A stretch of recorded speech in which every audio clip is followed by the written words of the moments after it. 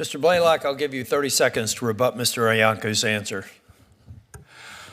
Thank you.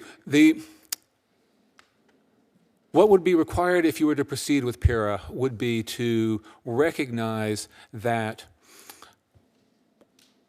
natural phenomena, natural materials, abstract ideas should be treated as prior art. One should not be able to rely solely on the novelty of some fact about the natural world that one discovers as the basis for privatizing that information and obtaining a monopoly in that regard. Okay, time. Mr. Iancu, 15 seconds to rebut. Look, I mean, that is why we have the rest of the code. And anytime you apply a practical ingenuity to nature, you're already into the useful arts. It's not necessary to hold it out at this stage. Section 103, we know how to do the analysis. We know how to take the prior art and create combinations and see if it's only a minor improvement or it's using things in the prior art that we already know how to do. That's already there. Put the analysis there. You don't need to keep it out at the Section 101 level. Okay, thank you. Mr. Blaylock, y'all are going to find that I do debate club, ad hoc debate club in this hearing. So if any of you happen to hear something that you take exception to, raise your pen and we'll give you a second to reply. I think it's a productive use of our time. But Mr. Blaylock, in your testimony, I think a lot of people have criticized PARA as something that's going to impede scientific research, innovation, et cetera. I think you may have characterized it as slamming the door shut on innovation.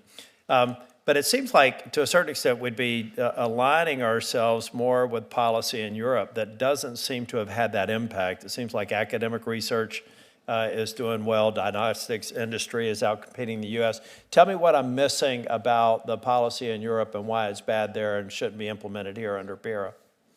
Well, Senator, what I would say is we've done the experiment. We have lived with the current state of patent eligibility law for over a decade, and state of science, state of genetic testing industry, generation of knowledge and innovation has not been thwarted.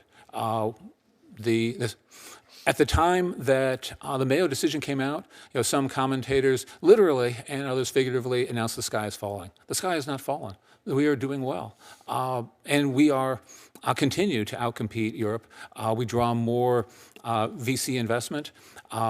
We are the leading market for new innovations in life sciences.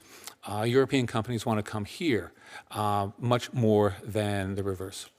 Ms. Brinkerhoff, does the current state of Section 101 benefit or disadvantage, say, larger or smaller companies? So I think always the smaller companies are going to be more disadvantaged.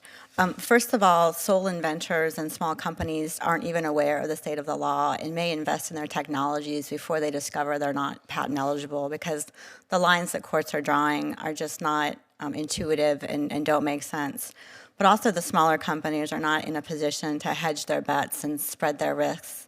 And they don't have a market power to commercialize products without the investment that is attracted by. Did you argue, I mean, that some of the challenges, doesn't that really create a weak ecosystem in terms of smaller players or innovators, unless we get this right?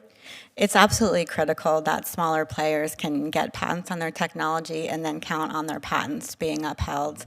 If I can use 2 seconds of my time to respond to just one comment of I saw your pen raised. Mr. Blaylock. An opportunity.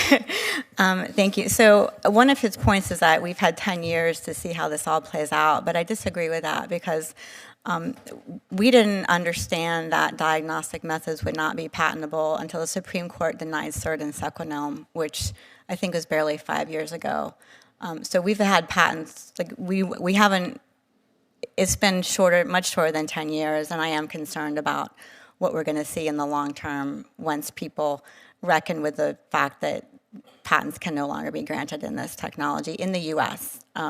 As you noted, my clients are still able to protect their inventions in Europe and Japan.